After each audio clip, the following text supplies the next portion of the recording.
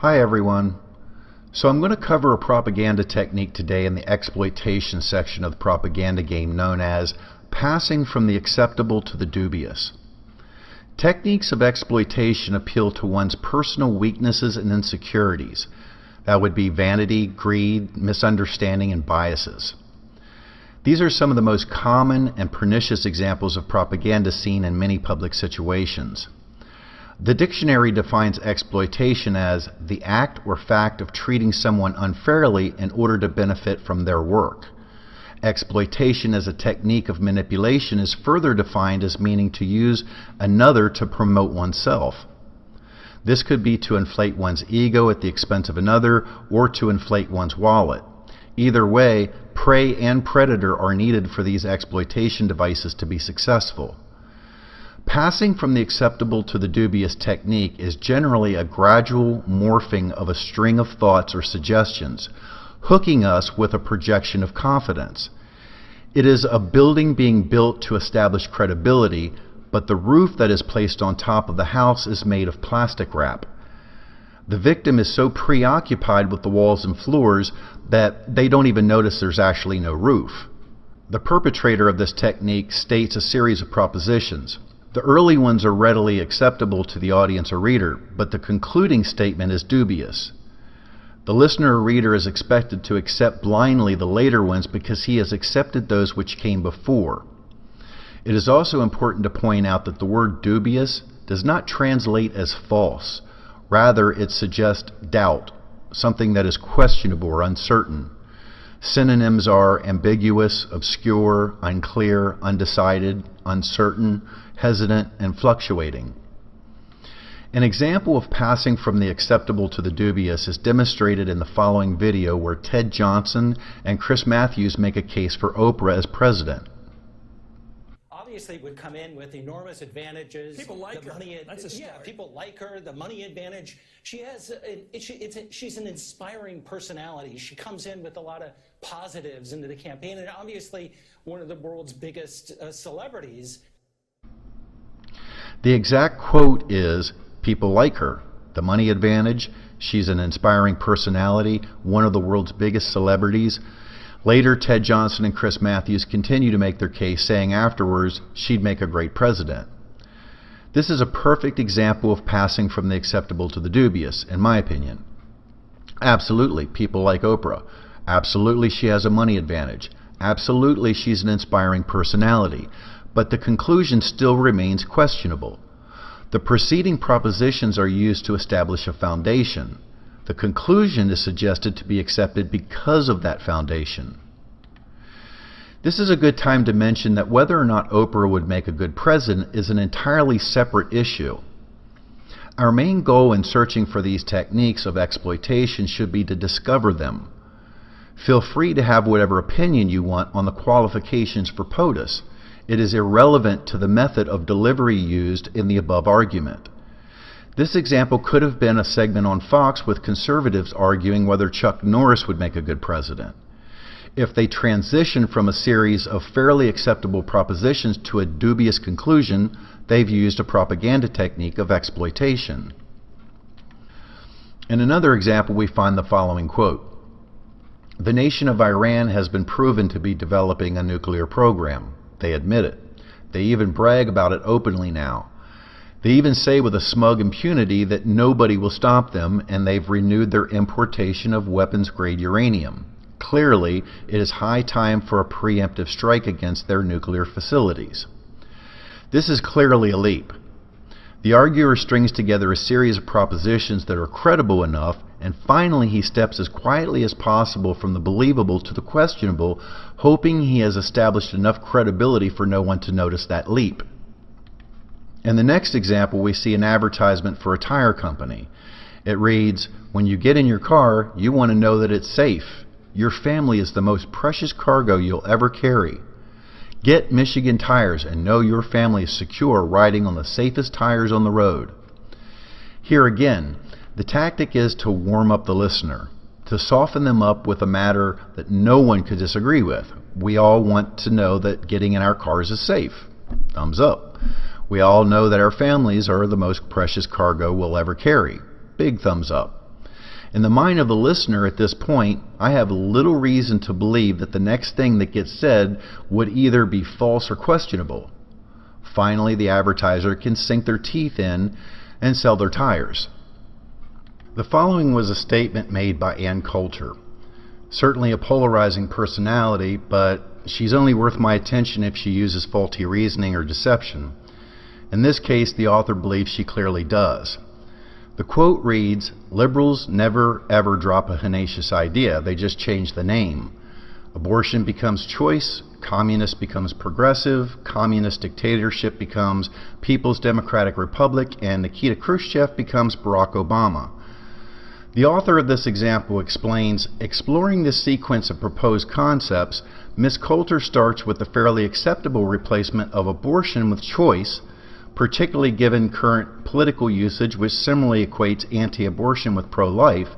She then proceeds to become progressively more and more dubious and loaded comparisons with communist equals progressive, dictatorship equals People's Democratic Republic, and finally the most egregious, Nikita Khrushchev equals Barack Obama.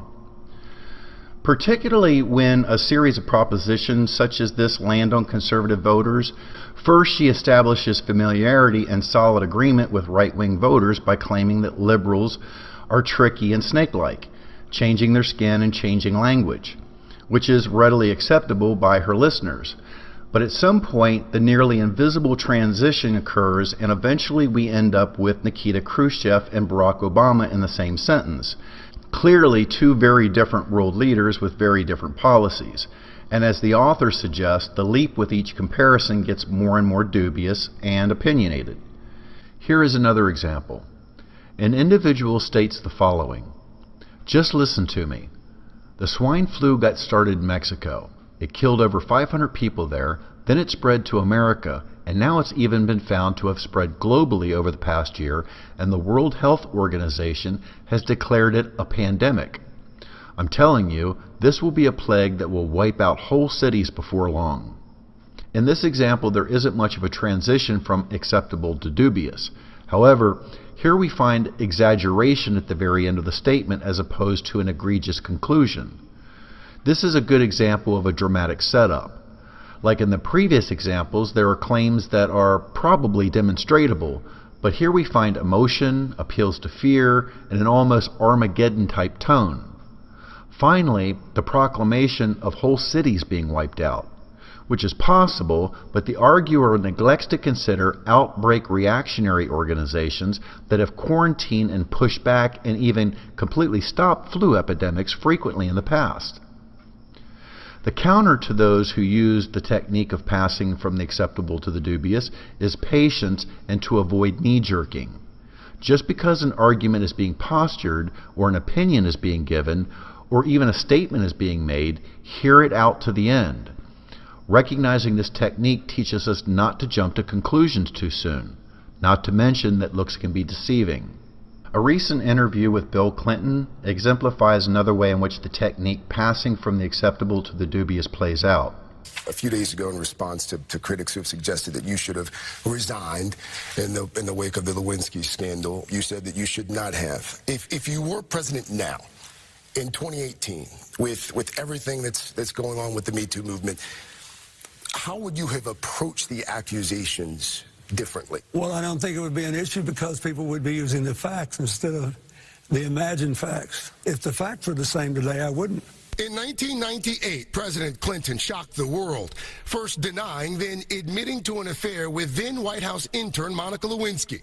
The scandal launching a lengthy investigation that ended with Clinton becoming just the second president ever to be impeached. You're asking, well, don't we have a right to change the rules? Yes, but you don't have a right to change the facts. Clinton says critics are now pouncing in light of the Me Too movement, but he stands by his decision to fight impeachment rather than resign. So a lot of the facts have been conveniently omitted to make the story work.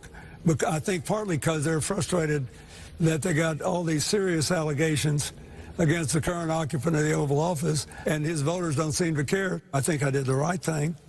I defended the Constitution. You think this president's been given a pass with regards to the women who have come forward and accused him of sexual misconduct? Oh, well, I think that, no. But it hadn't gotten anything like the coverage that you would expect. President Trump has been accused by numerous women of inappropriate sexual behavior, all of which he denies. I like the Me Too movement. It's way overdue. I think that it doesn't mean I agree with everything. I still have some questions about some of the decisions which have been made.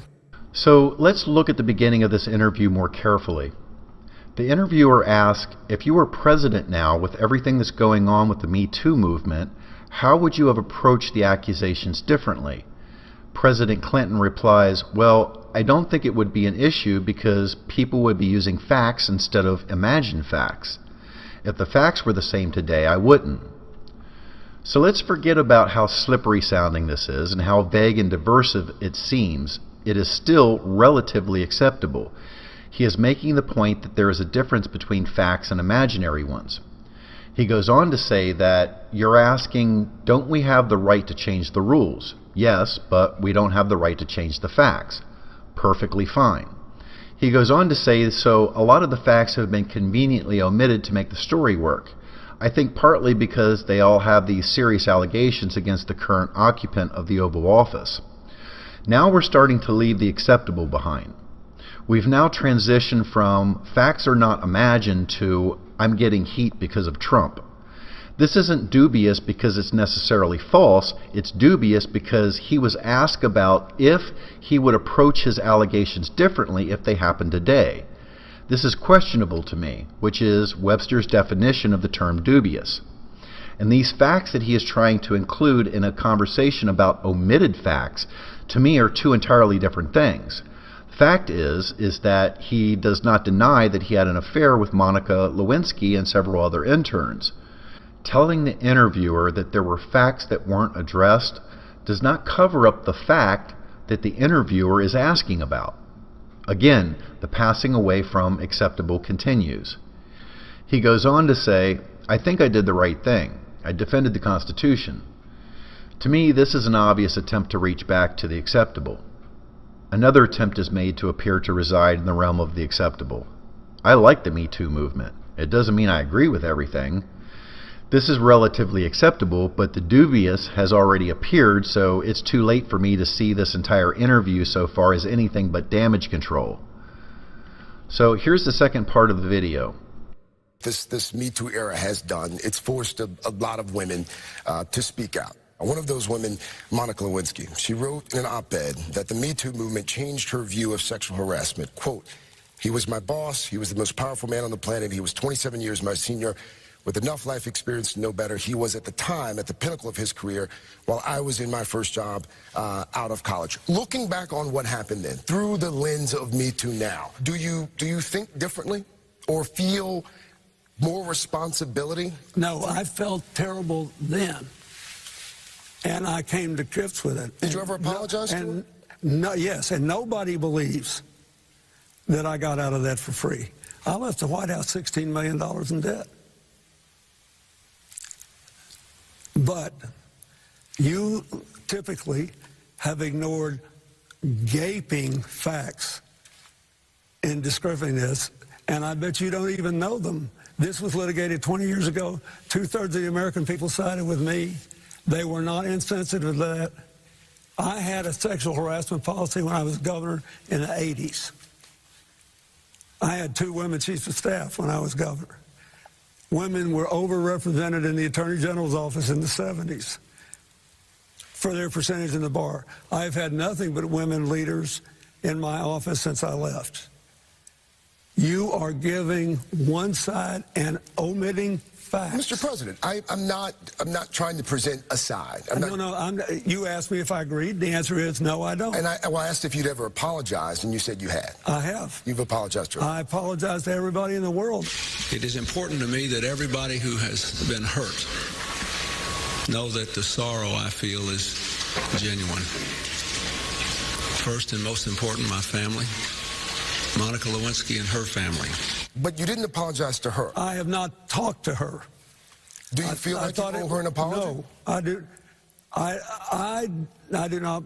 I've never talked to her. But I did say publicly on more than one occasion that I was sorry. That's very different. The apology was public. And you don't think a private apology is owed? I think this thing it's 20 years ago. Come on. Let's talk about JFK. Let's talk about, LBJ. Stop already. I don't think you think President Kennedy should have resigned? Do you believe President Johnson should have resigned? Someone should ask you these questions because of the way you formulate the questions. I dealt with it 20 years ago plus, and the American people, 2/3 of them stayed with me. Now, of course, there are several techniques being used in this interview that one could argue, and they would probably be right. Diversion, inconsequent argument, disproving a minor point. But the reason why I believe this to be passing from the acceptable to the dubious is because although President Clinton didn't conclude with an obviously egregious statement in the end, the wavering, the hesitancy, the trying so hard to appear as the victim is suspect, which is the very definition of dubious. I gave President Clinton many passes while watching this interview because they were acceptable enough. I was suspicious because I felt like he was trying too hard, but I let a lot of things go. But the suspicion grew because his recent public scrutiny was blamed on another president, and suggesting that a public apology is superior to a private one, and finally the book author chiming in with "pay no attention to the man behind the curtain" routine. But what made this ultimately dubious in the end for me was evoking Kennedy and Johnson as a childlike diversion technique of, well, other presidents did it too. I have no personal axe to grind with President Clinton. This example could have easily been about a Republican. The personalities involved in any example are irrelevant to the propaganda technique being used in them. Partisan politics and what those in power get away with are issues that have their place, but they are not the point here at all. It is also important that the viewer of this video understand that all the examples found at propagandagame.org and those offered in this video are the author's vote only. They are not meant to be definitive, but rather a starting point to begin dialogue and to better understand the techniques. The example of the interview with President Clinton may have been seen by another as exemplifying appeal to pity, possibly understanding the dialogue to be that an attempt was made to secure our commitment to President Clinton by presenting him as an object of sympathy, thereby arousing sympathetic feelings to the point where these feelings determine a more favorable perception of him. Others might see that the interviewer himself was the propagandist using leading question, which incriminates the answer or places him in an undesirable position no matter how he answers. For me, I found that an attempt was made to seem credible that devolved into uncertainty, thus passing from the acceptable to the dubious. But the point is that we are at least thinking about the possibilities of deception. If we find none, that is fine too. But we need to look. There are many, many examples of this technique, mostly in everyday life where contortionists psychologically mutate matters they know we agree with into their own personal agendas. Only later on, after we've been buffaloed, do we see the tail end of their attempt and its dubious nature. Just because something sounds legitimate, just because the person seems to be on our side, doesn't mean that they should have carte blanche. It doesn't mean that at some point in what they are talking about should we shut off our minds and not pay attention to everything that's being said, especially the end result.